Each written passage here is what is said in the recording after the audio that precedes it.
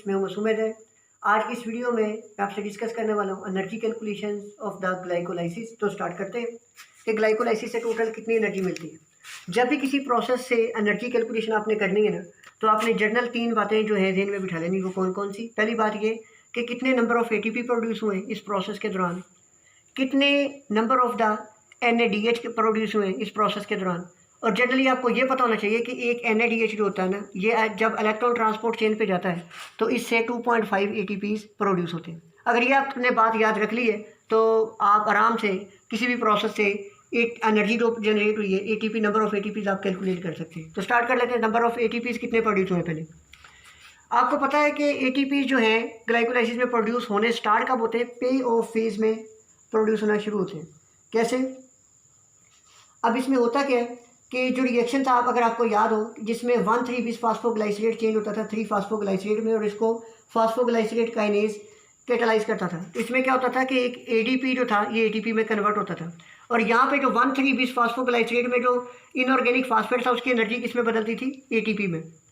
लेकिन क्योंकि अब एक ग्लूकोज से 2 1,3 बिस फास्फोग्लाइसरेट बनते हैं, तो इसका मतलब फिर 2 बार 1,3 बिस फास्फोग्लाइसरेट 3 फास्फोग्लाइसरेट में चेंज होगा, तो इसका मतलब 2 ATPs यहाँ से प्रोड्यूस हुए।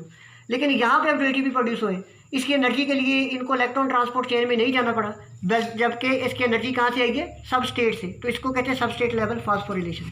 तो 2 ATPs यहाँ से आ गए।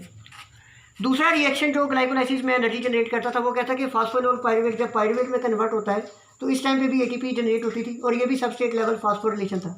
लेकिन क्योंकि 2 बार ये रिएक्शन हुआ तो इसलिए 2 ATPs प्रोड्यूस हो गए यहाँ से। तो सबस्टेट लेवल और फास्फोरिलेशन से कितने ATPs बने? 4 ATPs। अब देख लेते हैं NADH कितने प्रोड्यूस हुए। रिएक्शन जो था ग्लाइकोलाइसिस का, जिसमें ग्लाइसरेट DH3 फास्फेट 1,3 बिस फास्फोग्लाइसरेट में चेंज हुआ था, क्योंकि ये रिएक्शन भी 2 बार होता है, क्योंकि एक ग्लूकोज से 2 G3P बनते हैं, और जो G3P बनेंगे तो ये 2 बार 1,3 बिस फास्फोग्लाइसरेट में चेंज होंगे। तो इस तरह एक से एक NADH बना था, 2 से कितने बनेंगे? 2 NADH बन जाएंगे। और मैंने पहले बताया कि एक NADH हार्पर के मुताबिक जो है कि 2.5 ATP प्रोड्यूस करता है। वैसे कुछ बुक्स में 3 भी लिखा हुआ है, लेकिन हार्पर के अकॉर्डिंग कितने लिखा हुआ है? 2.5। तो 2 कितने जनरेट करेंगे? 5 ATP। 5 ATP आए NADH से, 4 ATP आए सबस्टेट लेवल फास्फोरिलेशन से। तो टोटल ATPs कितने हो गए? 9 ATPs। अब हमने नेट अगर कैलकुलेट करना है तो हमें ये पता होना चाहिए कि किस किस पॉइंट पे ATP हमने यूज़ किए थे।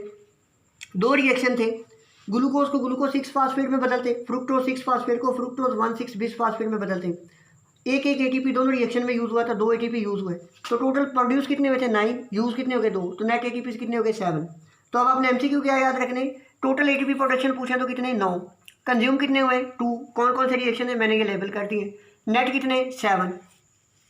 सबस्टेट लेवल फास्फोरिलेशन जो होती है उस पर कितने ATPs बनते हैं? 4। और इलेक्ट्रॉन ट्रांसपोर्ट चेन के लेवल पे ATP कितने बनते हैं? 5। और अगर NADH का पूछे तो आपको पता होना चाहिए कितने NADH प्रोड्यूस हुए?